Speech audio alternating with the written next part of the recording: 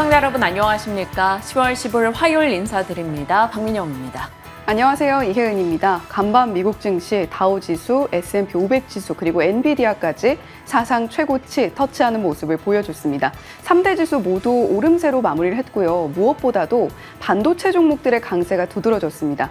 AI 관련한 매출이 40% 이상 늘어날 것 같다라는 코멘트들이 IB 쪽에서 나오면서 ASML 그리고 어플라이드 머티리얼즈 같은 반도체 장비주들 큰 폭의 오름세를 보여줬는데요. TSMC도 이번 주에 실적 발표 앞두고 있는 만큼 반도체 투심이 어떻게 움직일지 한번 주시를 해보셔야 되겠습니다. 다만 국제유가가 하락했는데요. 오펙에서 올해 그리고 내년에 수요 전망치를 하향 조정한 데 좀 영향을 받은 것으로 풀이됩니다. 네, 반도체 섹터에 대한 궁금증이 나날이 커지고 있습니다. 그동안 갖은 악재가 쏟아졌는데 지금은 이제 악재를 좀 다 반영한 자리일까요? 반등을 기대하면서 들려오는 뉴스 등 정리하겠습니다. 자, 어제장이 어땠는지 열어보도록 하죠. 어제 시장은 좀 적절한 조합이었습니다. 섹터와 테마가 좀 고른 상승을 나타내면서 전체적인 종목 분위기는 나쁘지 않았습니다. 2차 전지의 세론으로 인한 하락은 좀 아프긴 했지만 그 외의 종목들은 비교적 선전했죠. 그래서 지수가 크게 움직임을 보여주진 못했습니다만 그럼에도 불구하고 좀 나쁘지 않았다라는 평이 나오고 있습니다. 일단 코스피는 1% 이상 올랐습니다. 미국에서 은행권의 기업들 호실적을 내놨고 밸류업에 대한 기대감이 등장하면서 은행 금융주의 강세가 도드라졌고요. 반도체 쪽에서도 HBM 진영의 종목들의 상승도 눈에 띄었습니다. 하나씩 볼까요? 반도체는 ICT 9월 수출액이 2022년 3월 이후 두 번째로 높은 수치를 기록했고요. ICT 내 반도체 수출 비중이 계속해서 올라오는 흐름이 나타났습니다. 여전히 외국인의 매도가 삼성전자로 쏟아지기는 했습니다. 다만 꾸준히 기관 측에서 매수를 받쳐주고 있다는 점은 비교적 긍정적이죠. 삼성전자 어제 2% 오르면서 모처럼 이거래의 연속 상승으로 지수 상승에 힘을 보태기도 했습니다. 자, 엔비디아 블랙웰 1년치 완판 뉴스가 계속적으로 반도체 투심을 긍정적으로 끌어올리고 있습니다. 어제 이수페타시스 그리고 PSK 홀딩스, SK 하이닉스 등 올랐는데요. 밑줄이 그어진 종목들은 반도체 섹터임에도 불구하고 외국인의 매수가 꾸준히 들어왔거나 혹은 최근 강하게 들어오고 있는 종목들입니다. 이수페타시스 어제 4만 원권 회복을 장중에 보이기도 했는데 39,000원대에서 마무리가 됐네요. 자, 그 밖에 은행과 보험주들도 괜찮았습니다. 어제 이 시각 시장이 뚜렷한 방향을 내지 못한다면 아무래도 밸류업 관련한 뉴스가 있었던 만큼 반응할 여지에 대해서 살폈었죠. 11월 4일 밸류업 ETF 12개가 동시에 상장하게 되고 언론 보도에 따르면 상장 설정액이 목표 1조다라는 얘기가 들려왔습니다. 미국의 은행주 실적 호조와 맞물려서 어제 강세 흐름을 나타냈죠. 특히나 KB금융은 밸류업 지수에 편입되지 못하면서 추후에 편입될 것이다라는 기대감 그리고 1등인데 저평가돼 있다라는 얘기가 같이 나오며 최근 몇 거래에 연속해서 꾸준하게 올라갑니다. KB금융 어제 6% 이상의 상승, 외국인의 매수가 집중됐죠. 어제 외국인이 많이 샀던 종목들에 이 금융주들이 나란히 들어가 있었어요. KB금융, 우리금융, 하나금융지주 매수세가 유입되기도 했습니다. 자, 반도체와 은행, 보험 이런 금융권이 이끌면서 지수를 방어해주고 상승으로 끌어올렸고요. 테마에서는 여전히 한강 테마였습니다. 노벨문학상 수상 소식 이후부터 어제까지 계속해서 영역이 확장되면서 관련한 테마주들이 빠르게 움직였죠. 어제는 제지주들의 강세까지 함께 이어졌습니다. 다만 시세가 한 3거래 연속 강하게 지속됐기 때문에 지금부터는 거래 난이도가 조금 올라가는 시점이기 때문에 좀 주의하시길 바랍니다. 전력 인프라도 어제 전력망 특별법 논의 이슈 속에서 계속해서 올라갑니다. 10월 초에 있었던 미국의 송배전 프로젝트 관련한 뉴스 전해드린 바 있었는데 10월 초 이후로 전력 관련한 기업들은 큰 굴욕 없이 꾸준하게 강세를 이어가고 있고요. 어제 드론과 우주 쪽의 종목들도 이슈가 있었던 만큼 상승하기도 했는데요. 미국의 노스다코타와 MOU를 국내 이제 무인 드론 관련한 협회에서 추진했다라는 소식이 들려오면서 주가가 강세를 나타냈고요. 북측 관련한 리스크도 아마 영향이 있지 않았을까 싶습니다. 자, 그리고 유리기판 종목도 굉장히 핫했는데요. SKC 미국 공장 투어 관련한 증권사 보고서 등이 영향을 주기도 했습니다. 어제 필옵틱스가 다양한 고객사에게 장비를 납품할 수 있을 것이다라는 기대감이 등장하면서 주가 강했죠. 15% 이상 급등하기도 했습니다. 자, 이런 유리기판 쪽도 모처럼 등장했는데 시세를 이어갈 수 있을지 지켜보죠. 자, 반도체입니다. 반도체 긍정의 시각과 조금 보수적인 부정의 시각을 나눠봤습니다. 지금 현황이 어떤지 궁금해서요. 보수적 시각으로 본다면 이익 추정치가 하향되고 있다. 수출이 견고하다고 하지만 증가율은 둔화되고 있고 수출은 매출 확대를 말하는데 매출은 늘어나는데 영업이익의 고점은 점점 낮아지고 있음을 얘기합니다. 그래서 저평가돼 있다고 해서 상승하는 자리는 아니다라는 언급이고요. 무엇보다 AI 서버 쪽 외로 봤을 때 모바일이나 PC 쪽 수요가 너무나 부진하다. 그러니까 추후에 반도체 섹터를 이끌어줄 모멘텀이 나오지 않고 있다라는 점을 얘기합니다. 거기다가 주변국과의 경쟁이 치열하다. 지금 중국에서 반도체 기술이 꽤 많이 올라와 있었죠. 우리가 다 HBM 라인에 좀 집중하고 있는 사이에 중국이 레거시 단의 기술력을 좀 올렸습니다. 그리고 그것을 엄청나게 보조금을 넣어서 본인 자국에 빠르게 유통하고 있죠. 그러다 보니까 중국으로의 물량 뺏김이 꽤 있는 상황이고요. 대만, 일본 등과 경쟁도 치열하다 보니까 외국인 입장에서 국내 반도체가 그렇게 매력적일까? 이런 보수적인 시각도 있습니다. 자, 하지만 이 내용이 다 새롭지는 않습니다. 이것이 지금 주가에 녹아있고 선반영되어 있다라는 희망회로를 계속해서 자극하죠. 고점 대비 50% 정도 반도체 종목들 많이 떨어져 있기도 하고요. 그런 가운데 반도체 긍정의 시각 등을 확인해 보시죠. 여전히 AI입니다. AI 관련한 서버 수요는 호조를 나타내고 있고 D램 3사는 HBM 진영으로 빠르게 전환 투자에 집중하고 있다. B2C 모바일 PC가 그래 너희 말대로 수요가 부진하긴 합니다만 AI, HBM 선단 D램 전환으로 인해 ASP가 빠르게 올라가고 있음을 긍정으로 꼽는 의견도 있습니다. 거기다가 삼성전자가 이 정도까지 내려왔으면 더 이상 하방에 대한 리스크는 좀 제한되지 않겠느냐라는 시각인 거죠. 최근에 강하게 반도체의 겨울을 외쳤던 모건 스탠리 측에서도 HBM3E의 삼성의 공급 가능성을 언급하면서 비중 확대 의견을 내기도 했습니다. 그래서 기관의 매수가 유입되고 있는 걸까요? 여기에 외국인의 수급이 전환되기만 한다면 또 강한 반등의 트리거가 자극될 거다라는 얘기도 있습니다. 참 기대치가 많이 낮아져 있죠. 고점 대비 50% 떨어져 있는 종목들이 너무나 많기 때문에 저가 매수 유입이 들어와서 지지선을 형성하고 있는 지금 반도체 상승이 연속성을 띠길 바래 봅니다. 다만 이번 주는 반도체 분수령 주간이죠. 단기 방향을 설정하는데 ASML, TSMC 등의 실적이 중요할 것 같습니다. 눈여겨보시면서 주 후반의 소식들 같이 점검해 보시죠. 자, 반도체 얘기였고요. 특징주로 좀 넘어가 보겠습니다. 하반기에 좀 달라진 흐름을 보이는 기업들이 눈에 띄어서 넣었습니다. 첫 번째 종목이 바로 KTNG인데요. 한 4, 5년간 8, 9만 원 사이의 주가로 갇혀 있었던 KTNG입니다. 그런데 지난 8월에 실적 어닝 서프라이즈가 나왔죠. 그리고 나서부터 주가 분위기가 달라지기 시작합니다. 실적과 함께 굉장히 강경한 주주 환원책을 내놨고요. 연말이다 보니 고배당 매력도 부각되고 있습니다. 관련 담배 수출이 늘고 있고 전자담배 침투율이 올라가는 것에 대한 수혜 기대감이 거론된 거죠. 상반기에 고작 2% 움직였던 KTNG가 하반기에 34%의 상승을 나타냅니다. 어제 5% 이상 올랐는데요. 어제는 행동주의 펀드 FC 측에서 한국인삼공사, KTNG의 자회사죠. 100% 인수안을 제출했습니다. 금액으로 2조에 달하는 금액, KTNG가 제시했던 금액 대비 한 150% 정도 높은 금액이라고 합니다. 일단 KTNG 측에서는 매각 계획이 없다라고 답변했고 시간 외에서는 별다른 시세를 내지 못했습니다. KTNG의 주가가 또다시 요즘에 분위기 타고 있는 이런 지분 경쟁 관련한 내용으로 가게 될지 지켜봐야 될 텐데 일각에서는 그럴 가능성이 낮다라고 언급합니다. 그러면 KTNG에 가지고 있는 사업의 내용을 들여다봐야겠죠. 글로벌 전자담배 시장이 2038년까지 연평균 20%씩 성장할 것으로 전망되고 있습니다.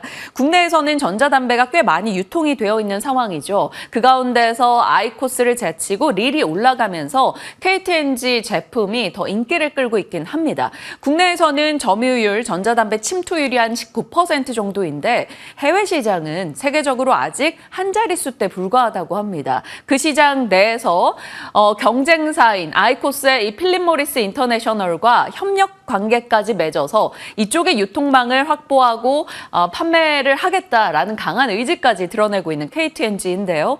추가적으로 기대할 수 있을지 지켜보겠습니다. 9월경이었죠. DS에서 목표가를 상승 여력 70% 이상 남아있다라고 하며 65,000원을 제시하기도 했었는데 더 달려갈 수 있을지 지켜보도록 하겠습니다. 자, 한올 바이오파마 살펴보도록 하죠. 상반기에 22% 밀렸었고요. 하반기는 53% 급등하고 있는 종목입니다. 글로벌 파트너사인 이뮤노반트의 행보와 그 가치에 대한 주목도가 올라가고 있죠. 자가 면역 질환 후보 물질에 대한 기대감이 계속해서 상승하고 있습니다.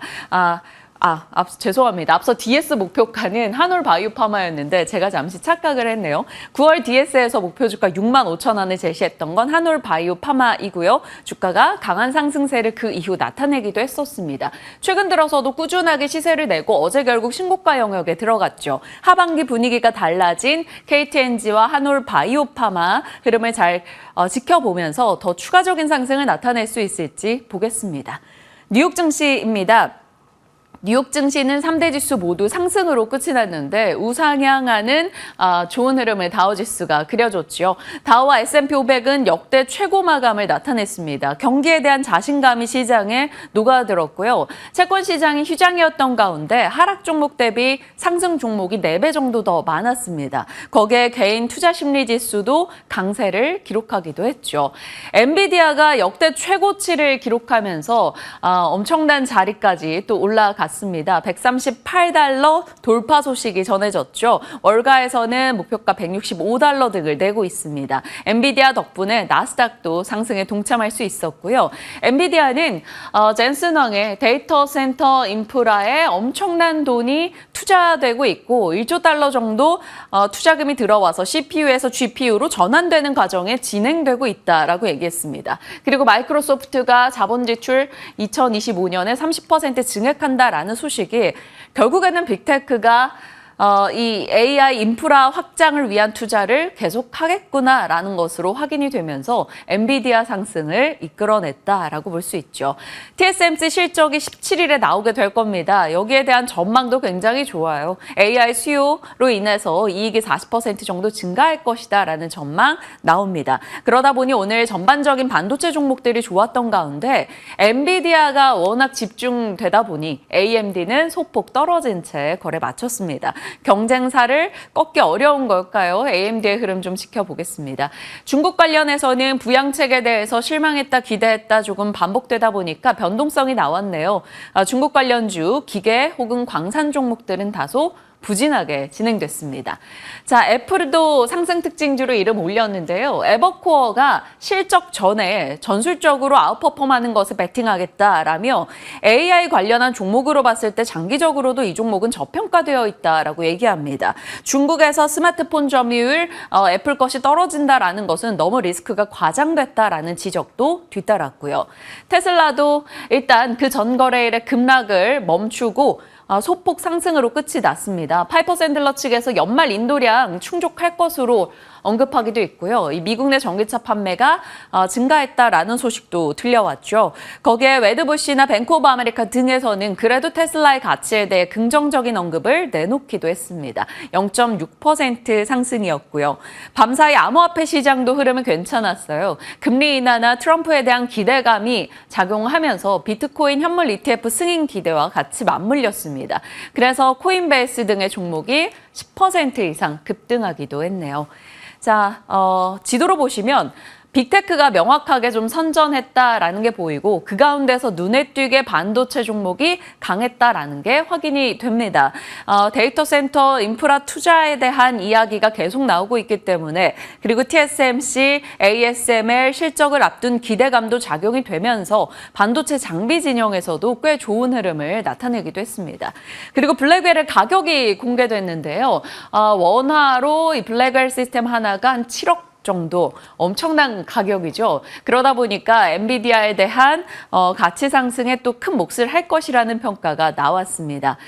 미주호에서는 빅테크가 수십억 달러씩 엔비디아에 넘겨주고 있다라며 관련한 투자를 계속하는 것에 대한 언급을 꺼내 들었네요.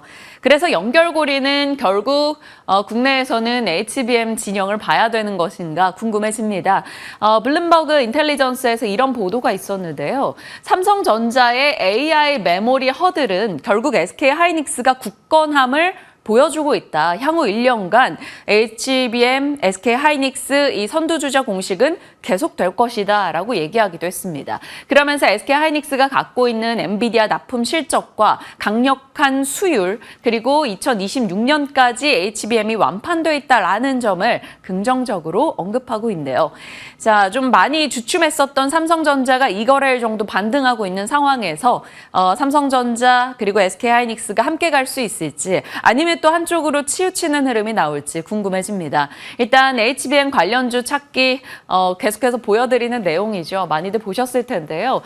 이런 생산하는 업체들 밑에 이런 소부장 쭉 연결이 가능합니다. 처음에는 이 정도였다가 또 다시 이렇게 반도체 섹터 내에서 관련주의 영역이 확장되고 있는데요. 많이들 우리가 보고 있는 것은 이제 한미반도체, 이수페타시스, PSK홀딩스, 프로텍, 이오테크닉스 등이 되겠습니다. 특히나 검사 장비 쪽, 계측 장비 쪽 이런 쪽에 대한 관심도가 HBM 이야기가 있을 때는 더 높기도 했었죠. 어떻게 진행이 될지 지켜보도록 하겠습니다. 이러다 보니까 아무래도 삼성 진영의 호재가 굉장히 간절한 상황이죠. 어제 이제 삼성이 나름 펠리클 쪽에서 투자를 하고 있는 FST 쪽에 좋은 소식이 하나 있었습니다. 물론 단독 뉴스라서 주의는 필요합니다. 삼성전자가 FST와 개발했던 CNT 펠리클 EUV 측에서 빚 94% 이상 투과하는 성과를 냈다라고 합니다. 조금 어렵게 느껴져서 그 내용을 좀 쉽게 어떻게 풀까 고민하고 있었는데요. 펠리클 같은 경우는 실리콘 카바이드 소재를 그동안 활용해 왔었습니다. 그런데 점점 이제 수율을 잡아야 되고 나노가 미세화될수록 EUV 장비 출력이 상승할 수밖에 없습니다. 그러면 장비 출력이 올라갈 경우 그것을 견뎌내기가 어렵기 때문에 이 펠리클의 소재가 조금 바뀌어야 한다라는 지적이 계속적으로 있었죠. 당연히 반도체 기업들도 그것에 대한 투자를 아낌없이 해왔었고요. 그런 가운데 고성능 펠리클이 개발이 됐다라는 소식이 들려온 거죠. 고성능 펠리클이라는 것은 이제 웨이퍼의 빗으로 회로를 그리는 노광 공정에서 이 펠리클이 보호막을 만들어내는 과정을 하고 있습니다. 그러다 보니까 이 수율에 조금 우세하죠. 수율 잡기에 좋죠. 그래서 CNT 펠리클은 결국 수율을 잡아서 비용을 절감하는 과정에 대표적인 모멘텀으로 작용할 여지가 있습니다. 그래서 2나노 이하 파운드리 활용에 예상이 된다. 그래서 앞으로의 성장을 기대해 볼 수 있다. 뭐 이런 내용이 나온 건데요. 일단 시간 외에서는 급하게 상승을 했습니다. 9% 이상 올라섰는데 올해 상반기 71% 20% 상승했다가 하반기에 43% 정도 떨어져 있는 이 종목, 간절한 호재에 좀 반응을 하게 될지, 연속성이 있을지 지켜보도록 하겠습니다. 일본 업체에서 이 CNT 펠리클을 개발하고 있다, 이런 뉴스가 나오면서 사실 9월달경에 FST와 SNS텍 등이 주가 좀 많이 떨어졌던 바가 있었거든요. 그런데 이 두 종목이 모두 다 시간 내에서 어제 상승 흐름을 보였습니다. 반등을 줄지 지켜보도록 하죠. 자, AI와 반도체가 자극하는 내용들 많이 보여드렸고요. HBM이나 시장에서 결국에는 HBM 시장이 끝까지 개선되게 된다면 가동률 증가, 낸드까지 올라갈 수 있다라는 얘기가 나오고 있습니다. 어찌 될지 이번에도 그냥 희망회로로 끝날지 확인해 보시죠. 오늘은 아무래도 AI가 결국에는 연결고리로 떠오를 수밖에 없네요. 엔비디아와 반도체 진영이 굉장히 강했기 때문에, 그리고 TSMC와 ASML의 실적을 앞두고 있기 때문에 AI 반도체 진영 이슈가 있을 거고요. 소프트웨어 쪽도 소식이 하나 있었습니다. 어도비가 동영상 AI 모델을 출시했다라는 소식이 들려왔죠. AI 소프트웨어 쪽에 경쟁이 심화되면서 관련한 기업들에게는 시장이 확장될 수 있는 내용일지 지켜보겠습니다. 그리고 또 하나요. AI 생태계에서 전력을 조달하는 전력원, 에너지원에 대한 관심도는 계속 나오죠. 구글이 카이로스 에너지와 원자력 에너지 공급 계약을 직접 체결했다라는 소식이 들려옵니다. SMR로부터 소형 모듈 원자로로부터 전력을 최초로 기업이 구매한 사례가 된다라고 하네요. 그래서 SMR 관련주들을 일단 넣어봤고요. 미국에서도 뉴스케일 파워가 6% 정도 올라서기도 했습니다. 체크해 두시길 바랍니다. 자, 연결고리 좀 더 이어가 보면요. 이제 대선이 20일 정도 남겨둔 상황인데 트럼프냐 해리스냐 굉장히 박빙의 상황이 전개되고 있죠. 사실 2차 토론 이후에 해리스의 승기가 많이 점쳐졌었는데 최근 들어 빠르게 트럼프 측에서 이제 접혀오면서 베팅 사이트 기준 트럼프의 승리를 점치는 곳들도 꽤 등장하고 있습니다. 뉴욕타임즈에서 흑인 유권자 지지율이 예전 같지 않다, 해리스 부통령의 발목을 잡을 수 있다라는 보도가 있었고요. 악시오스 측에서는 해리스 캠프와 백악관 간 관계가 악화되고 있다라는 얘기도 있었습니다. 밤사이 미국에서 트럼프 진영의 종목이죠. 트럼프 미디어 앤 테크놀로지가 이거래에 연속해서 급등하기도 했습니다. 트럼프 트레이드 일단 이렇게 정리가 가능한데 가상화폐 시장도 그에 좀 반응을 해서 움직이는 게 아닌가 싶습니다. 물론 대선의 결과는 그 누구도 예측하기 어렵습니다만 지금으로서는 단기적 시장이 주목하는 건 트럼프 트레이드 쪽이다, 이렇게 볼 수 있겠죠. 자, 이번 주 일정입니다. 계속해서 실적에 대한 관심도가 높은 상황이죠. ASML과 TSMC 실적이 이제 내일부터 나란히 발표되기 때문에 그를 앞둔 경계감이 조금 짙게 나타나고 있습니다. 관련해서 내가 보유한 종목의 일정이 있는지 체크해 주시길 바랍니다. 시장에 대한 얘기였고요. 섹터 뉴스 들어갈게요. 오늘은 어느 쪽 잡아주셨나요? 네, 앞서서 이 트럼프 후보의 최근 이 지지세 결집에 대해서 이야기를 해주셨잖아요. 트럼프 후보가 강세를 띨 때 그와 함께 우리가 지켜볼 만한 섹터 이야기를 오늘 준비했습니다. 바로 방산인데요. 최근에 지정학적 리스크가 세계 곳곳에서 불거지고 있고 우리나라도 그 안에서 안전하지는 않은 것 같습니다. 최근에 북한의 도발이 거세지면서 남한과 북한 사이에 상당한 긴장감이 감돌고 있는데요. 전반적으로 방산주들의 센티멘탈에는 좋은 소식일 수 있겠으나 어떠한 이슈들이 상세하게 자리 잡고 있는지까지 한번 짚어보도록 하겠습니다. 자, 지금 방산 종목들 같은 경우는 시장이 빠지는 동안에도 주가는 철통 방어에 성공을 한 모습입니다. 지난 7월 초부터의 주가 추이를 들여다보면요. 7월 초 기준으로 한 7월 중순쯤에 한 3.2%가량의 상승 흐름을 보여주면서 방산주가 좋은 흐름을 보였고요. 그리고 거의 그 당시와 비슷한 흐름을 경신해 나가고 있는 최근의 모습입니다. 물론 8월 초에 시장이 그리고 지수가 전반적으로 크게 조정을 받으면서 방산주들도 함께 꺾이긴 했습니다만 단 한 번도 코스피나 코스닥보다 전반적으로 아웃퍼폼을 계속해서 해주는 모습을 보여주면서 단 한 번도 코스피나 코스닥보다 꺾인 적이 없었다라는 부분 함께 체크해 보시면 좋겠고요. 전일 종가 기준으로 한화 에어로스페이스는 보합세를 보였습니다만 전반적으로 센티멘탈이 상당히 좋았습니다. 그리고 한 달 기준으로는 모두 상승, 세 달 기준으로도 한화 시스템 SM과 풍산, 코치테크놀로지를 제외하고는 대형주, 중소형주 모두 전반적으로는 좋은 모습을 계속해서 이어나가고 있는 방산 관련 종목들입니다. 수급적으로도 방산 종목에 대한 외국인들의 사랑이 좀 돋보이는 기사가 있어서 가지고 와봤는데요. 한국거래소에서 발표를 했습니다. 9월 말에서 10월 사이에 외인 투자자 순매수 상위 10개사 중에서 4개사가 방산 기업이었다. 그중에서도 1위를 차지한 것은 한화 에어로스페이스였는데요. 2,960억 원 가량의 순매수세를 외인들이 보여줬고 압도적으로 한화 에어로스페이스에 대한 사랑이 컸다라는 것을 이렇게 숫자로 증명을 하고 있습니다. 그 뒤로 이어서 방산 종목 중에서는 풍산이 2위를 차지했고요. 417억 순매수세, 3위로는 현대로템, 4위로는 LIG 넥스원이 이렇게 이름을 올리면서 한화 에어로스페이스와는 약간 차이를 보이긴 했습니다만 300억 원에서 400억 원가량의 순매수세를 외인들이 보여줬다라는 점 함께 체크해 보시면 좋겠습니다. 메리츠 증권에서는 시총 상위 50개사 중에서 17개사의 경우가 7월에서 10월 사이에 외인 지분율이 1%포인트 이상 늘어나는 모습을 보여줬다라고 이야기를 하고 있는데요. 외인 지분율이 최대 상승 종목이 역시 여기도 한화 에어로스페이스입니다. 지분율이 5.7%포인트 늘어났는데 외인들이 사랑했던 다른 많은 종목들도 있을 텐데요. 그 가운데에서도 5%포인트 넘게 지분율이 올라간 종목은 한화 에어로스페이스가 유일했다라는 코멘트도 함께 참고해 보시면 좋겠습니다. 자, 이렇게 방산주들 주가 방어도 그리고 주가에 대한 공격성도 확실하게 보여주고 있는데 방어의 기본은 수비가 아니라 공격이다 이런 이야기도 많이들 합니다. 자, 그렇다면 방산주 지금도 포트폴리오에 공격적으로 구성이 가능할 것인가 이 질문을 던져볼 수밖에 없을 것 같은데요. 지정학적 리스크가 중동 지역뿐만이 아니라 지금 대만을 중심으로도 사실 약간씩 고조가 되고 있는 듯한 분위기입니다. 중국이 대만을 포위한 채 훈련 진행할 것이다. 사실 아주 새로운 이슈는 아닙니다. 또 그러는구나 라고 시장이 인식을 할 수 있다는 점 함께 체크를 해보시면 좋겠고요. 남북 갈등은 잠시 후에 조금 더 타임라인 하나하나 짚어드리면서 자세하게 보겠습니다만 동해선, 경인선 폭파하겠다 그리고 러시아까지도 함께 등판을 하는 모습을 또 간밤에 보여주면서 위기감이 고조가 되고 있습니다. 물론 우리 시장의 수급이 더 빠져나갈 수 있는 요인이 될 수도 있기 때문에 이러한 전체적인 센티멘탈은 주의를 하셔야 되겠는데요.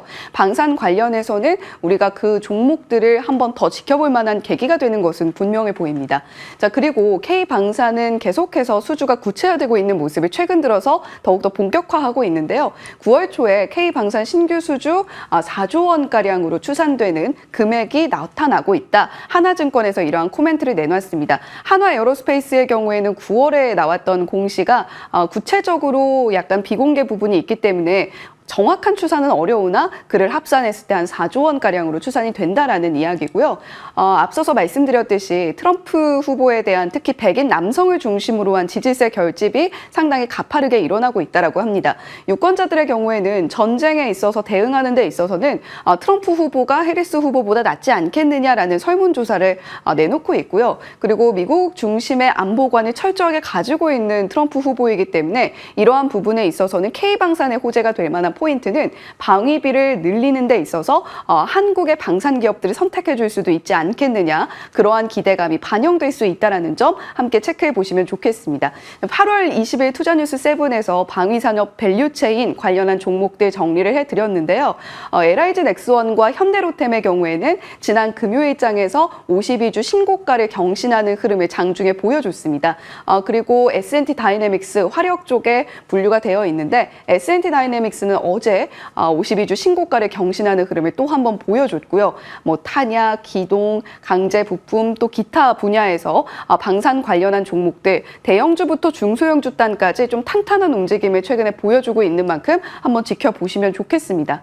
자, 방산 관련해서 밸류체인으로 나눌 수 있는 포인트들은 굉장히 많을 텐데 함정, 통신전자, 항공위성, 드론 관련해서도 우리가 볼만한 종목들이 상당히 많이 포진해 있죠. 함정 부분에 있어서는 잠시 후에 또 짚어드리겠습니다만 MRO 시장의 개화가 상당히 좀 두드러지고 있습니다. 그 중심에는 한화오션과 HD 현대중공업이 자리를 하고 있는데 이 기업들이 최근에 펼치고 있는 국제적인 모습들 어떤 것들이 있는가 그 부분을 좀 주시해 보실 필요가 있겠고요. 통신전자 관련한 종목들 상당히 많이 보여지고 있습니다. 통신전자와 항공위성 드론 관련해서는 특히 어제 드론 관련한 이슈 민영 앵커가 앞서서 짚어주었습니다만 드론 관련한 종목들의 시세가 오늘도 이어질 수 있을 것인가 한번 체크해 보시는 것도 오늘 시장의 포인트 중에 하나가 될 수 있겠네요. 자, 함정 관련해서 우리가 주목할 만한 부분입니다. 9월 23일 투자뉴스 7에서 전해드린 바가 있는데 하나오션이 미국 해군의 함정 유지보수 사업 수주를 했다. 그리고 HD 현대중공업도 내년에 이 MRO 시장 본격 참여하겠다라는 것을 예고하고 있다라는 소식 전해드린 바가 있습니다. 지금 미국의 해군 함정 MRO 시장의 규모를 추산해 보면요, 연간 한 20조 원 규모로 추산이 되고 있습니다. 이러한 시장에 하나오션이 일단 성공적으로 발을 들인 것으로 보이는데 잠수함이라던가 이런 특히 해군 함정 같은 경우는 뭔가 보수나 유지를 하는 데 있어서 굉장히 보안상의 문제가 크기 때문에 유지 보수로 인해서 앞으로 그 함정을 수주하는 데까지도 이어질 수 있다라는 기대감 자리하고 있다라는 이야기, 그 당시에는 조선 섹터 브리핑을 전해드리면서 말씀을 드린 바가 있습니다. 그런데 지금 이 MRO 시장 수주에 대한 이슈가 20조 원 안에서 끝날 것 같지가 않습니다. 지금 캐나다 해군, 캐나다 순찰 잠수함 프로젝트 같은 경우도 디젤 잠수함으로 바꾸는 과정 안에서 아마도 70조 원 규모로 추산이 되고 있는데 이 시장에도 하나오션과 HD 현대중공업이 각축전을 벌이면서 수주전에 뛰어들 것으로 보이고요. 물론 우리나라만 참여하는 것은 아닙니다. 프랑스라던가 다른 여러 국가들도 수주전에 참여하겠습니다만 하나오션과 HD 현대중공업도 본격적으로 발을 들였다. 그리고 실제로 성과가 있을 것이냐까지 한번 주목을 해보시면 좋겠습니다. 캐나다만큼의 규모는 아닙니다만 필리핀도 중형급 잠수함 2척을 발주할 계획인데 이 부분에 있어서도 한 2조 원가량 추산되는 규모 자랑하고 있으니까요. 이 부분에서 과연 하나오션이나 HD 현대중공업 중에 누가 좀 웃게 될 것인가 그 부분도 한번 지켜보시면 좋겠습니다. 실제로 지금 HD 현대중공업과 하나오션은 폴란드의 오르카 프로젝트 수주 세일즈에 본격적으로 나서고 있는 모습 나타내고 있기 때문에 이 폴란드 오르카 프로젝트의 경우에는 신형 잠수함 3척을 도입하고 아마도 사업 규모는 4조에서 8조 원가량이 될 것이다라고 하니까요. MRO 시장에 이제 막 발을 들이고 있는 두 기업이 이렇게 차근차근 수주 실적을 쌓아 올릴 수 있을 것인가 관전 포인트가 되겠고 방위산업 관련주로서 이렇게 아무래도 어떤 군인의 함정을 유지보수하는 사업군이기 때문에 이제는 조선사도 이 안에 포함이 될 수 있다는 부분 함께 체크해 보시면 좋겠습니다. 자, 그렇다면 K방산 수주 현황은 어떤지도 우리가 체크를 하고 가야겠죠. 한화에어로스페이스는 폴란드 군비청과 함께 K9 그리고 K9 유지 부품 관련해서 생산 협력이라던가 수주 계약에 대한 공시들 차근차근 내고 있습니다. 현대로템도 폴란드와 손 그리고 LIG 넥스원의 경우에는 중동 지역에서의 퍼포먼스가 상당히 좋은데요. 천궁2 공급 계약 소식이 들려오면서 LIG 넥스원 9월 말에 좀 가파른 상승세를 이어갔던 바가 있습니다. 한화시스템은 아랍에미리트 그리고 사우디와 함께 손을 잡고 천궁2 다기능 레이더 쪽 계속해서 좋은 소식 기대감 불러일으키고 있는데요. 천궁2 관련주, K2전차 관련주들의 경우에도 9월 23일 투자뉴스 7에서 전해드린 바가 있습니다. 그런 만큼 한번 이렇게 천궁2 관련주와 K2전차 관련주들도 한번 포트에 관심 종목에 넣어놓고 지켜보시면 좋을 것 같습니다. 자, 헤드라인 돋보기입니다. 오늘은 좀 앞서서 살펴봤던 방산 섹터와 긴밀하게 연관을 지어볼 수 있는 드론 쪽 이야기를 해볼까 하는데요. 앞서서 민영 앵커가 전해준 내용입니다. 한국무인이동체 연구조합이 미국 노스다코타 주정부와 MOU를 체결했다라는 소식인데요. 내년 초까지 미국의 3개 주 또는 4개 주와 함께 추가로 네트워크를 구축하면서 드론 기술 개발도 하고 서비스 시장도 개화될 것으로 보인다라는 이야기입니다. 드론 관련주들 어제 제이시언 시스템이 상한가 안착을 했고요. PC 디렉트, 네온테크, DTNC 전반적으로 좋은 모습을 보여주면서 상승폭도 상당히 가팔랐습니다. 하지만 드론 관련주들이 시장의 주도주군으로서 움직여왔던 최근의 흐름은 아니었기 때문에 이러한 흐름이 과연 오늘도 이어질 수 있을 것인가, 변동성은 없는 것인가 그 부분 함께 체크해 보시면 좋겠고요. 고조되는 남북 갈등 타임라인은 이렇게 좀 지켜보고 있으면 좀 걱정이 되는 것도 사실입니다. 특히 러시아가 전쟁에 처하게 되면 해병 군사 원조를 하겠다라는 이 북러 조약을 다시 근거로 들면서 비준 절차에 들어갔다라는 소식이 새벽에 속보로 전해졌는데요. 푸틴이 법안 제출을 한 이후에 과연 북한과의 얼마만큼의 좀 긴밀한 모습을 보여주면서 우리나라를 압박할 것인가, 그리고 우리 방위 동맹을 압박할 것인가, 이 부분은 계속해서 시장의 변수로 작용할 수 있는 만큼 좀 그 수급적으로도 함께 추이를 지켜보셔야 될 것 같습니다. 마음 한켠에 좀 불안한 소식들도 계속 자리하고 있네요. 각 섹터에 어떤 영향을 미칠 것인지 궁금해집니다. 시장에 대한 고민 같이 나누겠습니다. 지금부터 함께 하시죠.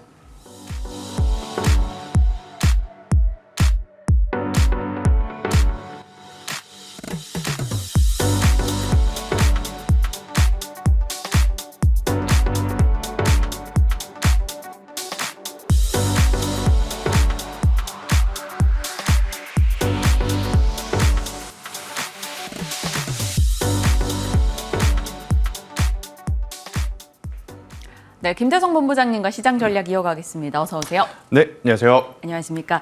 어제 시장 그리고 밤사이 미국 시장에서 키워드 눈에 띄는 것은 반도체의 회복이었습니다. 네. 삼성전자 이거를 연속해서 반등 반가웠어요. 아직 외국인은 매수해주고 있진 않지만 그래도 반도체 진영에 외국인 기관의 수급이 조금씩 들어오는 종목들이 생겨나고 있고 삼성전자만 이제 외국인이 사주면 좀 그쵸. 나아질 것 같은데 반도체 어떨까요? 일단 저는 어제 다소 아쉬웠던 부분은 역시나 장 마감까지 지키지 못했던 외국인의 현물 수급이 아닌가라는 생각이 들어요. 만약에 어제 삼성전자가 6만 원을 회복을 하고 그리고 이제 더욱이 수급까지 들어왔다면 금상첨화라는 표현이 네. 가장 맞을 그러한 시장이 아니었나라는 생각이 듭니다. 하지만 조금은 아쉽더라도 6만 전자의 유형을 어제 우리가 한번 느낀 하루가 아니었나라는 생각이 들고 있고 정말 타이밍 좋게 엔비디아가 왕의 귀환이라는 표현이 맞을 것 같죠. 다시 한번 이제 역사적인 신고가로 이제 넘어가는 모습을 좀 보이다 보니까 오늘 우리나라 증시에서도 역시나 체크해볼 부분은 반도체. 여기서 이제 SK하이닉스는 당연히 따라 올라가겠죠. 여기서 이제 많은 분들이 고민하실 부분은 삼성전자가 네. 얼마만큼의 상승 동력을 올해 말까지 보여줄 거냐 이것인데 만약 오늘 외국인의 수급이 좀 붙어준다라고 하면 뭐 오늘 당장 뭐 2% 3%대의 흐름도 저는 기대해 볼 만하고 그리고 남은 4분기 동안엔 그래도 최소 6만 7천 원대 혹은 이제 7만 원대까지는 한번 우리가 기술적인 반등은 기대해 볼 수 있지 않을까라는 생각이 듭니다. 어제 이제 미국에서 굉장히 많은 이야기들이 나온 것들 중에 일단 첫 번째는 반도체에 대한 이야기가 굉장히 긍정적이었고 두 번째 지금 미국은요 어닝 시즌입니다. 그러니까 어닝 이 발표가 굉장히 지금 빠르게 나오고 있는데 정말 좋게 나오고 있어요. 그러니까 시장의 눈높이를 이미 5% 이상 넘어간 상태 그리고 QOQ 대비해서도 3% 이상 또 상회하는 기업들이 굉장히 많아진 상황이다 보니까 다소 이제 불확실성이라고 좀 여겨졌던 부분들이 많이 가라앉은 상황. 그렇기 때문에 기술주들에 대한 어떤 랠리는 조금 더 나올 가능성이 높지 않겠는가라는 생각이 들고 있고 여기서 이제 우리나라 증시는 이제 속도 전에 네. 조금 더 민감하게 좀 반응할 종목군들을 좀 추리는 게 맞을 것 같습니다. 사실 엔비디아만큼 SK하이닉스 올라왔습니다. 그리고 엔비디아만큼 HBM 관련주들은 그래도 이 9월, 10월 기준으로 봤을 때 상승력을 어느 정도 따라 올라오는 모습이었어요. 하지만 그러지 못했었던 종목군들 많죠. 대표적으로 이제 삼성전자하고 삼성전자 밸류체인들인데 저는 이들이 이번 속도에 조금은 발맞춰서 올라오는 것을 기대해 볼 만하지 않을까라는 의견을 한번 드려보도록 하겠고요.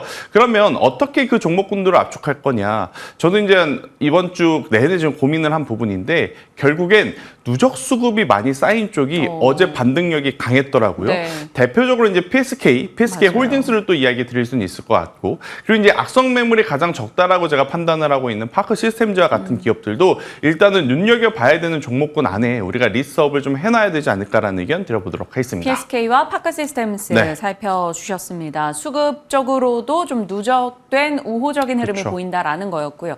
어제 시간 외에서는 FST가 시간의 상한가 맞아요. 기록하기도 했거든요. 새로운 펠리클에 대한 기대감이 좀 등장을 했는데 이 종목 같은 경우 하반기 정말 내다 막았어요. 맞아요. 이거 어떡할까요? 근데 사실 내리꽂은 기업이 그 기업만 있는 게 그건 아닙니다. 그래요. 네. 참 삼성전자도 지금 20%대 조정이 나온 상황에서 반도체 소부장들의 어떤 주가의 조정은 너무나 당연했었던 상황. 하지만 이제 어느 정도의 개선세를 지금 나타낼 때 가장 중요한 건 거래량이라고 좀 할 수 있을 것 같아요. 왜냐? 고점 대비 20%, 30%, 많게는 40%, 50% 조정을 받은 종목군들은 지금 악성 매물이라고 하는 것들이 드극드극 쌓여 있을 가능성이 높거든요. 그러면 이것들을 소화해서 올라와야 되는데 네. 그러면 조건이 두 가지가 있습니다. 소화할 만한 거래량이 붙을 수 있는 어떤 이슈가 있던지 아니면 합병이라든지 M&A 혹은 우리가 몰랐었던 새로운 뉴스가 나와야 하는데 후자는 거의 운에 맡기는 거와 네. 다름이 없죠. 그래서 이제 전자에 집중을 하셔야 될 것 같은데 아직까지는 기대감 그 이상의 어떤 흐름이 나오지는 않을 가능성이 높아서 일단은 쫓아가는 추격 매수 혹은 쫓아가는 비중 확대는 저는 다소 위험할 수는 있다. 그런데 이제 여기서 전제 조건은 오늘 만약 삼성전자가 추가적인 반등이 나오면서 반도체 전체적으로 수급이 살아난다면 그때는 물려 계신 분들도 비중 확대는 고려해봐야 되지 않을까라는 의견을 드리도록 하겠습니다. 네. EUV 관련해서 참 소식 등이 없었는데 모처럼 EUV 진영에서 조금 긍정의 소식이 있어서 시간 외 흐름까지 살피긴 했습니다. 하지만 많이 떨어진 종목들 내에서 악성 매물을 소화하고 올라갈 수 있는 종목이 무엇인지 선별이 중요하다라는 점을 다시 한번 강조해 주셨네요. 자, 금융주도 궁금합니다. 사실 한동안 온통 바이오에 조금 집중돼 있었어요. 그래서 어제 금융주는 이제 밸류업 이제 ETF 11월 4일에 올라온다라는 소식 속에 상승 흐름을 나타냈는데 어떤 대응을 할까요? 일단 미국에서 먼저 이 금융주에 대한 실적이 가장 빠르게 발표가 됐죠. 지난주 금요일부터 어제. 근데 이제 뭐 웰스파고를 포함해서 다수의 기업들이 시장을 또 상회하는 어떤 성과를 보였어요. 그러다 보니까 우리나라 증시에서도 금융주, 은행주 이쪽에 대한 관심도는 당연히 봐야 되는데 일단 은행주 같은 경우에는 사실 변수가 하나 있습니다. 밸류업에 대한 이 종목이 포함되냐 포함되지 않느냐. 사실 저는 KB금융이 아직까지도 왜 포함되지 않았는지 이유를 잘 모르겠습니다. 네. 아무튼 일단 이 금융주들 같은 경우에는 금리 인하 사이클을 맞이해서 그리고 이제 이 밸류업 주주 환원이라고 하는 카드가 여전히 강력하게 지금 남아 있는 상황이기 때문에 당연히 주가의 상승 모멘텀 혹은 상승 동력으로 우리가 생각을 해도 괜찮다라고 생각이 들어요. 하지만 이제 은행주들의 특성을 좀 살펴보면 굉장히 길게 투자를 하지 않고서는 참 성과를 내기에 정말 어려운 섹터 중에 하나가 아닐까라는 생각이 들어요.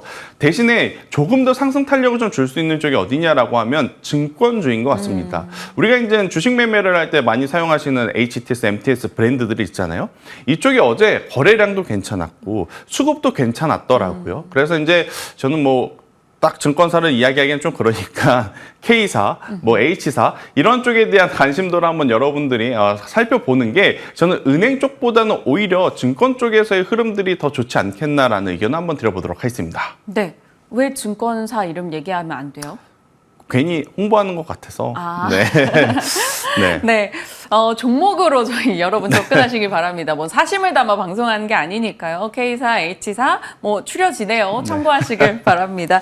자, 이제 방산 혹은 드론으로 얘기를 좀 해보죠. 무인기 이슈가 조금 부각이 되면서 지정 확정 리스크가 고조되고 있는 상황입니다. 앞서 현 앵커가 방산 기업들의 모멘텀이자 우리에게는 지정학적 불안의 내용들을 전달을 해줬는데 살펴주실 아이디어 있을까요? 일단 뭐 지정학적에 대해서 저의 개인적인 생각을 좀 이야기를 드려보면 북한 측은 항상 본인들과 대화를 안 할 때 관심을 끌기 위해서 조금은 이제 과격한 언사를 그동안 진행을 해왔거든요.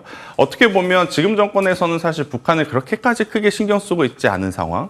그리고 이제 미 대선이 코앞인데 지금 시선이 다 러시아, 우크라이나 쪽 혹은 중동의 지정학적 리스크를 바라보고 있다 보니 본인들에 대한 관심이 좀 부족하다라고 좀 느끼는 것 같아요. 그러니까 나 여기 있어. 우리랑도 이야기를 좀 하자라고 지금 어필을 좀 하는 것 같습니다. 그러다 보니 또 관련주들의 흐름들이 굉장히 또 빠르게 나오고 있는데 일단 방산 3대장이라고 할 수 있는 대형주들은 북한 생각도 안 합니다.